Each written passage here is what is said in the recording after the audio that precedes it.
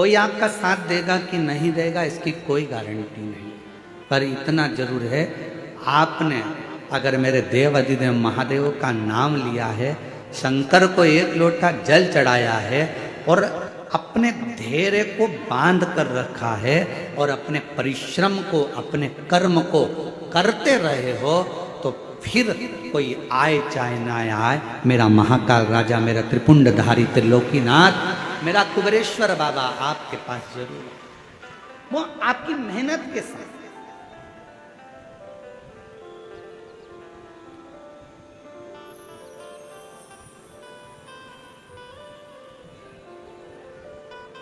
मेहनत करो ही ना और आखिरी में तुम कह दो कि भगवान तो मेरा साथ ही नहीं दे रहा, दुकान खोलो ही ना और कहो कि ग्राहकी नहीं आ रहा है। पशुपतिनाथ का व्रत कर रहे हो और कहते हो कि मेरा बाबा सुनता ही नहीं है, मैंने 5 बार व्रत कर लिया, 4 बार कर लिया। व्रत करना मूल नहीं है, दिल को लगाना मूल है।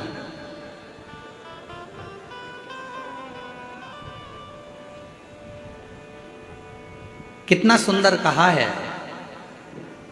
सोमवार का व्रत है, पशुपतिनाथ का व्रत है, 16 सोमवार का व्रत है, संकट सोमवार का व्रत है, प्रदोष का व्रत है, शिवरात्रि का व्रत है। उस दिन बेलपत्र को, जिस दिन आपका व्रत होता है, उस दिन बेलपत्र को नहीं तोड़ा जाता। कितना सुंदर वर्णन है, जरा सुनिएगा शिव महापुराण का, लिंग पुराण का ये वर्णन, शिव पुराण का, स्कंद पुराण का ये वर्णन, ध्यान रखना। जिस दिन आपका सोमवार का व्रत है, उस दिन बेलपत्र नहीं तोड़ा जाता। जिस दिन आपका पशुपतिनाथ का व्रत है, उस दिन आप बेलपत्र नहीं तोड़ोगे वृक्ष से। जिस दिन आपका प्रदोष का व्रत है, उस दिन बेलपत्र नहीं तोड़ोगे। जिस दिन आपका 16 सोमवार का व्रत है, उस दिन बेलपत्र नहीं तोड़ोगे। जिस दिन संकट सोमवार का व्रत है, शिवरात्रि का व्रत है, जिस दिन आप शंकर भगवान का तीज का व्रत, छठ का व्रत, भगवान शंकर का कोई भी व्रत अगर आप धारण करते हैं, तो उस दिन बेलपत्र को व्रत करने वाले व्यक्ति को नहीं तोड़ना चाहिए। व्रत आज है तो बेलपत्र को एक दिन पहले तोड़कर रख लेना चाहिए। क्यों? ऐसा हमारा शास्त्र, हमारा विधान, हमारे पुराण, हमारे वेद क्यों वर्णन करते हैं? किस लिए वर्णन करते हैं? क्यों कहा गया कि प्रदोष के दिन, जिस दिन आपका व्रत है, उस दिन आप कोई सा भी व्रत, आपका सोमवार का व्रत है, आपका शिव जी का अगर कोई व्रत कर रहे हो, तो उस दिन आप भगवान शंकर को चढ़ाने के लिए बेलपत्र मत तोड़ो, एक दिन पहले तोड़ो। क्यों कहा गया? हमारे शास्त्र क्यों कहते हैं कि पशुपतिनाथ का व्रत कर रहे हो तो बेलपत्र को एक दिन पहले तोड़ना, सोमवार का व्रत कर रहे हो तो बेलपत्र को एक दिन पहले तोड़ना, प्रदोष का व्रत कर रहे हो तो एक दिन पहले व्रत को, बेलपत्र को तोड़ना। एक दिन पहले उस बेलपत्र को क्यों तोड़ा जाता है? जिस दिन हमारा व्रत रहता है, उस दिन हम बेलपत्र क्यों नहीं तोड़ सकते? तो हमारा शास्त्र कहता है, शिव महापुराण वर्णन करती है कि जिस बेलपत्र की पूजन आप साल भर में अगर एक दिन भी आपने बेलपत्र को जल चढ़ाया है, एक दिन भी बेलपत्र को नमन करा है, एक दिन भी बेलपत्र के वृक्ष को यदि तुमने पूजा है, साल भर में एक दिन भी आपने अगर बेलपत्र की आराधना करी है, तो आप जब जब सोमवार का व्रत रखती हो, प्रदोष का व्रत रखते हो, आप जब जब शिवरात्रि का व्रत रखते हो, आप जब संकट सोमवार का व्रत रखते हो, पशुपति व्रत रखते हो, तो तुम्हारे उस व्रत को सफल बनाने के लिए बेलपत्र का वृक्ष भी तुम्हारे लिए व्रत रखता है, जिससे तुम्हें उस फल की प्राप्ति।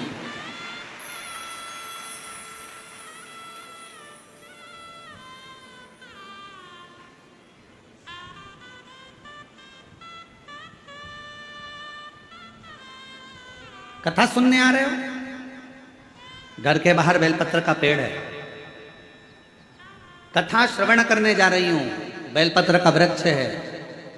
नहीं, आपको अगर कथा सुनने जा रहे हो तो बेलपत्र अगर चढ़ाना है तो एक दिन पहले आप बेलपत्र को उतारो।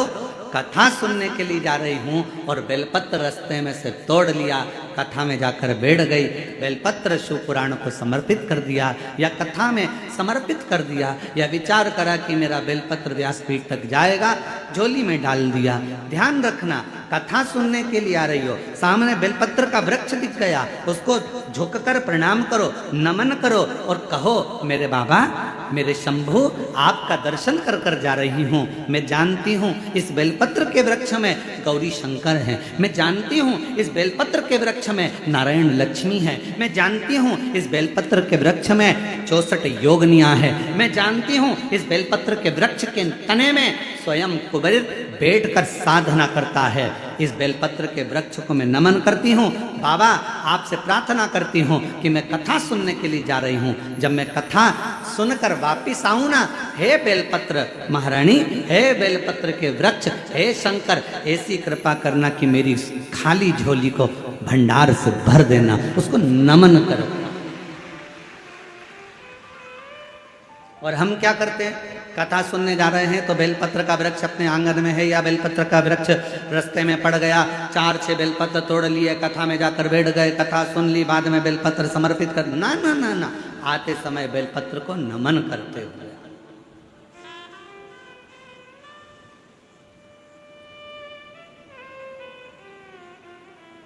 प्रणाम करते हुए,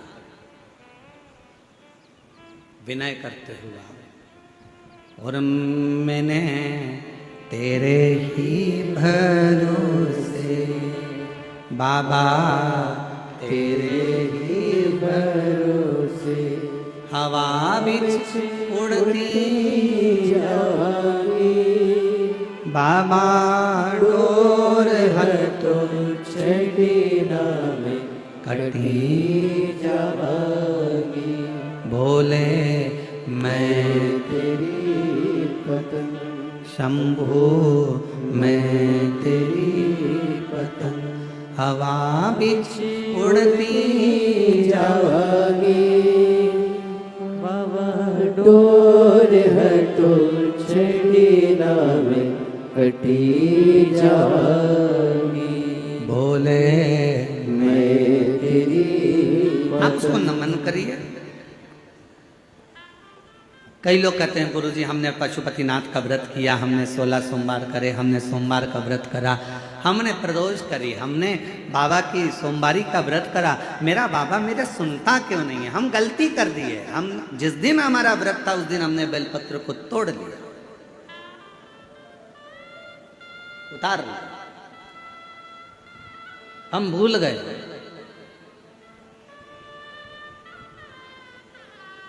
हम सबसे कहेंगे, अगर YouTube पर हमारी पूर्व की कथा डली हो, एक पुष्प शिव महापुराण की कथा, त्रिपुंड शिव महापुराण की कथा, बेलपत्र शिव महापुराण की कथा, जब पुरानी जो YouTube पर हमारे YouTube पर अगर डली हो तो वो कथा को आप निकालना, उसको एकांत में बैठकर थोड़ा सा श्रवण करना कि पुष्प का महत्व क्या है।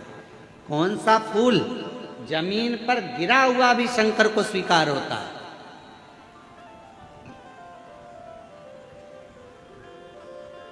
कौन सा पुष्प शिव को किस स्थान पर चढ़ाया जाए। क्यों सोमवार, अष्टमी और ये अन्य जितनी तिथियां होती हैं, अमावस्या, पूर्णिमा, प्रदोष, चतुर्दशी, त्रयोदशी, ऐसा वर्णन उसमें आता है कि इन दिन बेलपत्र को नहीं तोड़ा जाता। अष्टमी, नवमी, ये तिथियां हैं, क्यों नहीं तोड़ा? किस लिए?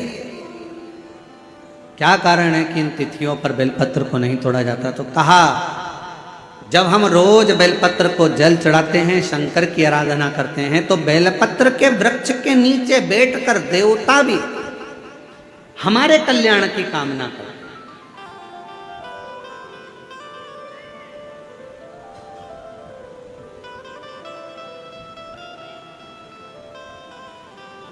कितनी बड़ी बात लिखी है।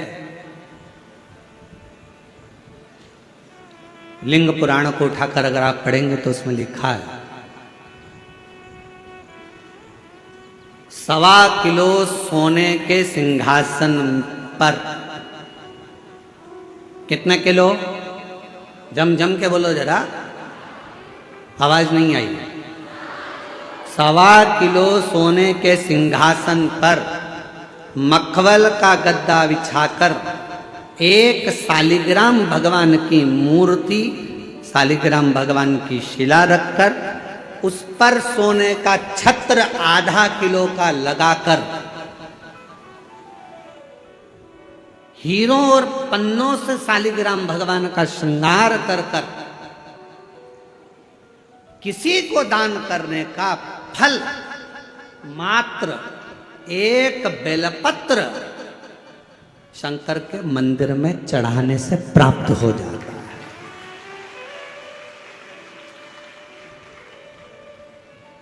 कितने किलो सोने का सिंहासन? बोलो बोलो जम के बोलो जरा। 1.25 किलो। छत्र कितने का? 0.5 किलो।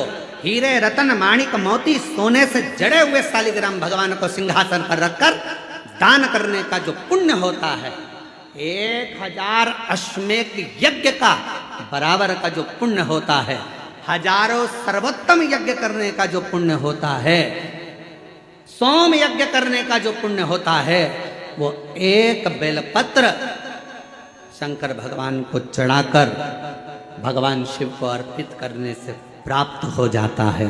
और ऐसा यज्ञ का फल मेरा विश्वास करता है, मेरे छत्तीसगढ़ वासियों के लिए, मेरे संपूर्ण देशवासियों के लिए, मेरे संपूर्ण विश्व में रहने वाले शिव भक्तों के लिए, ये मेरा दिल कहता है कि इतना बड़ा दान मेरा मन करता है कि आप सब हफ्ते में कम से कम 1 दिन ऐसा आता होगा कि आप भी एक बेलपत्र शंकर को चढ़ाते होगे, तो समझ लेना कि आपने भी अश्वमेध यज्ञ, सोम यज्ञ और स्वर्ण सिंहासन, स्वर्ण छत्र का दान अपने जीवन में कर लिया।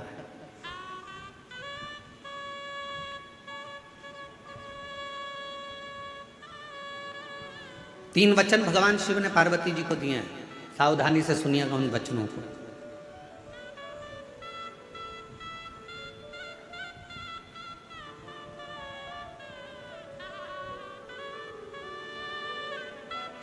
दो वचन तो काशी के हैं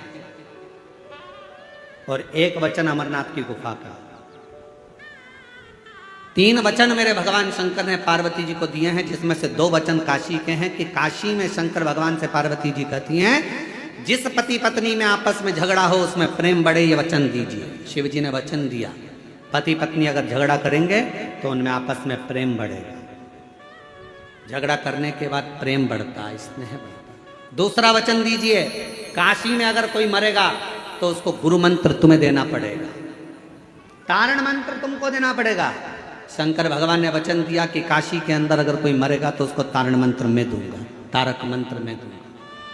और अमरनाथ की गुफा में 3रे नंबर का वचन भगवान शंकर ने दिया, शिव जी ने दिया, बाबा जग कल्याण के लिए 1 वचन चाहिए।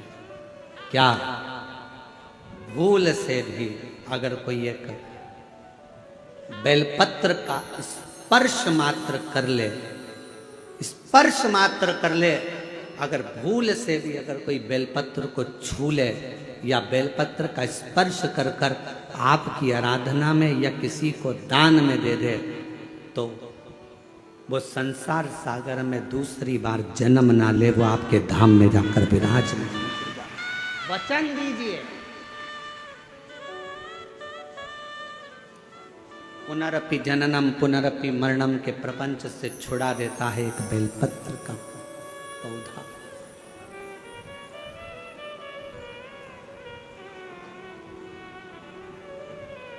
शिव जी के मस्तक पर कितनी रेखाएं रहती हैं त्रिपुंड में? आवाज दो, आवाज नहीं आई। 3 रेखा मेरे भगवान शंकर के मस्तक पर है। उन 3 रेखाओं में एक रेखा में 9 देवता विराजमान।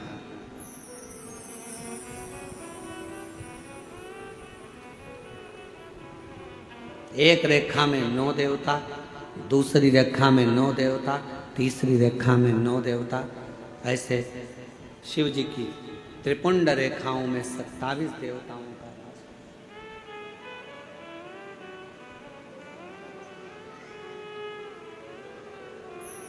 पूरे एक त्रिपुंड में। आप रोड पर से चल के आते हो, बहुत सारे तिलक लगाने वाले आपको मिलते हैं, उन्होंने अपनी थाली में फूल रख रखा है, ऐसा फूल रख रखा है, उस फूल से आपका पूरा सिर रंग देते हैं। बोलो बोलो सही है कि गलत है? अरे बोलो तो जम के। ऐसा सिर रंग देते हैं और आप उनसे कुछ कहती भी नहीं हो। आपको कहना चाहिए ये सिर रंगने से कुछ नहीं होगा, अगर कुछ करना है तो अपने हाथ की 3 उंगलियां लीजिए और त्रिपुंड खींचिए। कम से कम 27 देवता मेरे मस्तक पर रहना चाहिए। 27 देवता मेरे मस्तक पर रहना चाहिए। चंदन की, भस्म की, रौली की, मौली की। अगर आप किसी भी भस्म का, चंदन का मस्तक पर अगर आप अष्टगंध का भी अगर त्रिपुंड लगा रहे हो तो आपके मस्तक पर 27 देवता त्रिपुंड की 3 लाइन खींचते से ही विराजमान हो जाते हैं। तिलक लगाने वाले फूल रख लिया, फूल से पूरा माथा रंग दिया, रंगने के बाद कह दिया चलो दक्षिणा दो जाओ। उस समय पर आपको कहना चाहिए, मैं कथा में आई हूं, शिव की कथा है, मेरे मस्तक पर त्रिपुंड लगा। त्रिपुंड से मतलब है कि 27 देवता, जब तक मेरे मस्तक पर त्रिपुंड रहेगा 27 देवता मेरे साथ में हर पल हर घड़ी रहेंगे, हर क्षण। पर हम नहीं बोल पाते, उन्होंने लिया फूल से रंग दिया, नहीं नहीं नहीं हमको त्रिपुंड लगाइए, हमारे मस्तक पर त्रिपुंड होना चाहिए।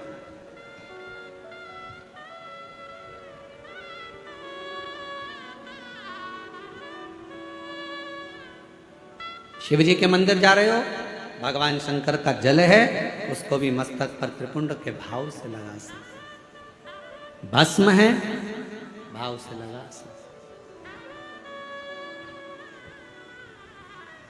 और यदि कुछ भी ना लगा सको तो फिर एक काम करो, शंकर के मंदिर में जब जाओ, झुककर जब प्रणाम करो तो अपना मस्तक शिव के चरणों में झुककर प्रणाम करोगे तो जो शिव भक्त आएंगे उनके चरण की रज आपके जब मस्तक पर लगेगी तो आपका कल्याण कर देगी, आपका उद्धार कर देगी, कल्याण कर देगी।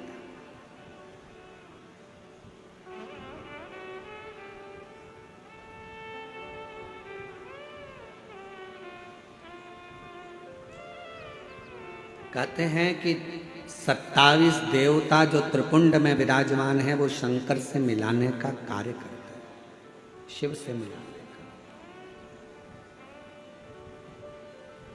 बाकी सी लटक गई, नैनों में अटक गई, कब तुम दर्श दिखाओगे।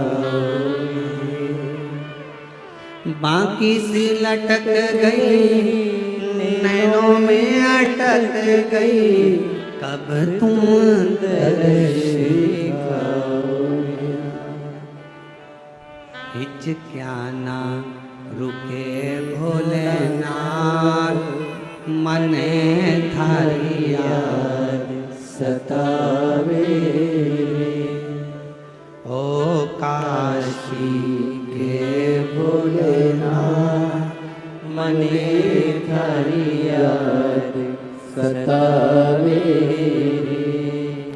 याद सतावे रुदन आवे, याद सतावे रुदन आवे, याद सतावे।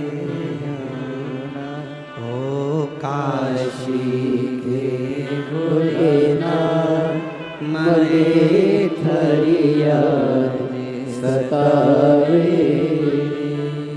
ओ काशी के भोलेनाथ, मने थारी याद सतावे। हिचकिया ना रोके भोलेनाथ, हिचकिया ना रोके भोलेनाथ, मने थारी याद सतावे।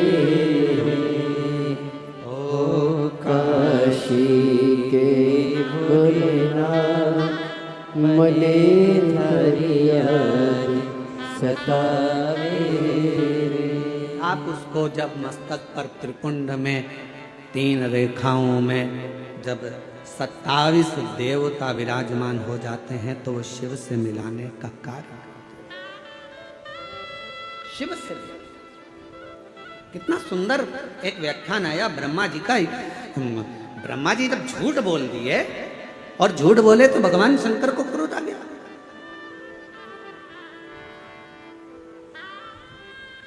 पांव का नख तोड़ा, काल भैरव प्रकट करा। काल भैरव ने अपने हाथ का नख तोड़ा, ब्रह्मा जी का सिर काट दिया। सिर लुढ़कते लुढ़कते गया तो कर्मनाशा नदी बन गई, जो आज भी उत्तर प्रदेश में बहती।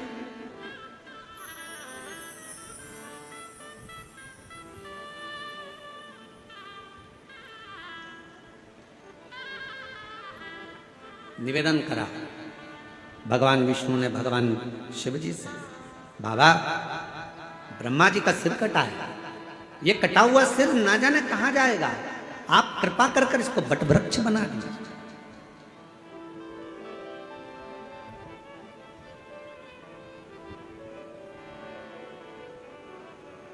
इसको बट वृक्ष बना दो,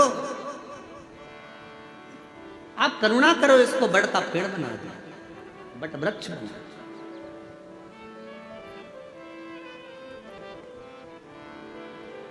शिव जी ने भगवान नारायण की बात सुनकर ब्रह्मा जी के कटे हुए सिर को बड़ का पेड़ बना दिया। शंकर भगवान उसी बड़ के पेड़ के नीचे विराजमान हो गए। शिव जी का नाम बटकेश्वर महादेव। बटकेश्वर महादेव एक नाम शंकर जी का ऐसा है जो व्यक्ति के कर्जे को समाप्त करता है। कर्जा करने के बाद व्यक्ति सोचता है मेरा कर्जा नहीं चूक रहा, बहुत ज्यादा टेंशन में चलता है। पैसा अगर कर्जा तुमने लिया है तो चुकाओगे भी तुम, तो फिर टेंशन करने की जरूरत क्या है। ज्यादा कर्जा हो गया महाराज, अब क्या करें। पति और पत्नी इतने डिप्रेशन में पहुंच गए कि आखिरी में अपने शरीर को ही त्याग दिया, मरने की तैयारी कर ली। ना ना ना, शिव महापुराण की कथा कहती है कर्जा तुमने करा है, कर्जा तुमने लिया है, चुकाओगे भी तुम, घबराना नहीं। कर्जा ज्यादा हो जाए तो बड़ के पेड़ के नीचे श्री शिवाय नमस्तुभ्यम का जाप करिए। बट वृक्ष के नीचे अगर कोई शंकर का शिवलिंग है उसका पूजन करिए। बट वृक्ष के नीचे कोई भगवान शंकर का अंश अवतार श्री हनुमान जी महाराज भी अगर किसी बट वृक्ष के नीचे विराजमान है उसका स्मरण करिए। शंकर का ही अंश स्वरूप आद्य शक्ति दुर्गा भवानी भी अगर बट वृक्ष के नीचे आद्य शक्ति भी बैठी हुई है तो उसका भी स्मरण करिए। बट वृक्ष के नीचे कोई देवता अगर विराजमान है उसका पूजन करिए, उसकी आराधना करिए, उसकी अर्चना करिए, उसका फल आपको मिलेगा, कर्जे से मुक्ति होगी। आप यह ना सोचिए कि शंकर जी तो है ही नहीं, बढ़ के नीचे हनुमान जी मिल गए, हनुमान जी का स्मरण कर लो। देवी जी मिल गई, देवी जी का स्मरण कर लो। शिव जी मिल गए, शिव जी का। सब एक। शिव महापुराण की कथा किसी देवता को तोड़ना नहीं बताती कि राम अलग है, कि कृष्ण अलग है, कि शंकर अलग है, कि देवी अलग है, कि देवता अलग है। शिव महापुराण की कथा कहती है सब में शिवोहम शिवोहम शिवोहम, सब में शिव समाया है। कथा वाचने वाला भी शिवमय और कथा सुनने वाला भी शिवमय होता है, कथा करवाने वाला भी शिवमय होता है। कहीं शिव से परे कुछ भी नहीं।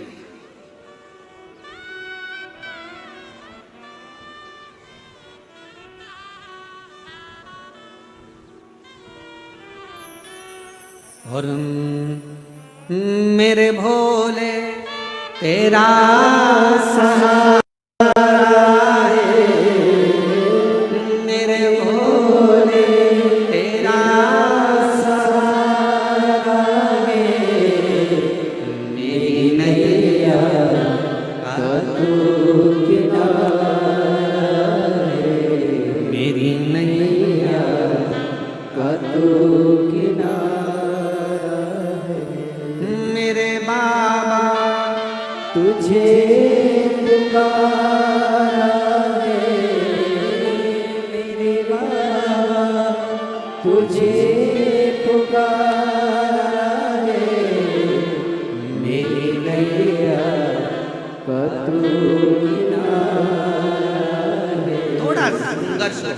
सकता है, थोड़ा कर्जा लिया है तो थोड़ा टेंशन हो सकता है, पर टेंशन बहुत बहुत स्मरण रखिए, बादल टूटता है तो पानी बनता। बोलो सही है कि गलत है? बादल टूटता है, पानी बनता है। पृथ्वी पर मिट्टी टूटती है, अगर मिट्टी टूटती है तो अन्न बनता है। खेत को तैयार करने के लिए मिट्टी को तोड़ना पड़ता है।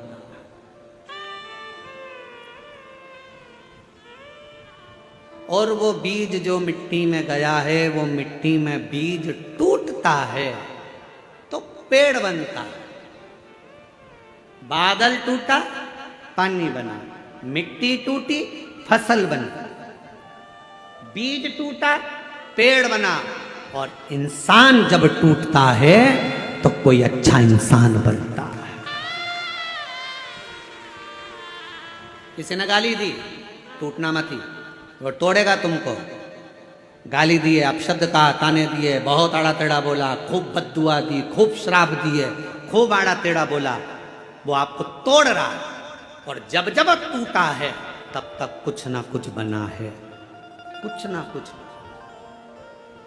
अगर कोई तुम्हें तोड़ रहा है तो चिंता ना करना, अपशब्द कह रहा है चिंता ना करना, गाली दे रहा है चिंता ना करना, ताने दे रहा है चिंता ना करना। तुम जब अंदर से टूट जाओगे, टूटने के बाद जब कुछ बनोगे, निखरोगे, तो दुनिया उस चमक को देखकर स्तब्ध रह जाएगी कि इतना चमकता है टूटने के बाद। सास ने गाली दे दी, तुमने पलटकर जवाब दे दिया, उत्तमता नहीं है। बहू ने अपशब्द कहा तो सास ने पलटकर जवाब दे दिया, उत्तमता नहीं है। इस मामले में श्रीमद् भागवत को पढ़ना चाहिए।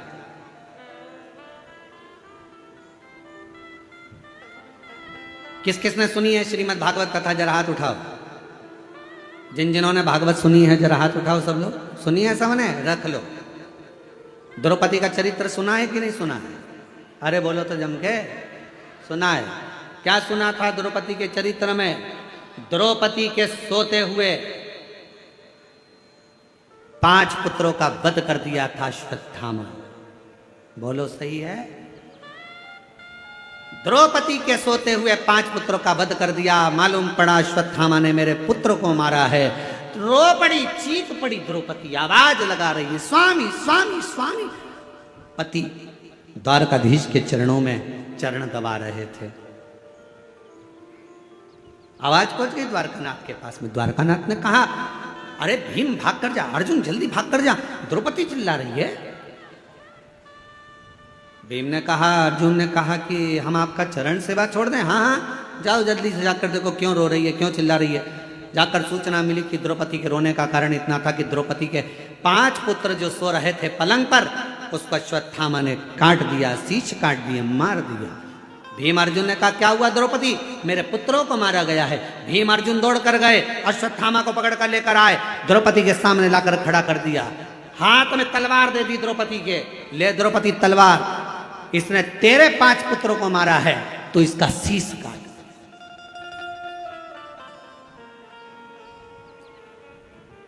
सुनिए श्रीमद् भागवत। अरे बोलो तो। ए द्रौपदी, इसने तेरे बेटों को मारा है, तो इसका शीश काट। ये ले तलवार, और तलवार लेकर काट शीश, मार दे। द्रौपदी तलवार को नीचे फेंक दी। द्रौपदी ने तलवार को नीचे फेंका, और तलवार को नीचे फेंक कर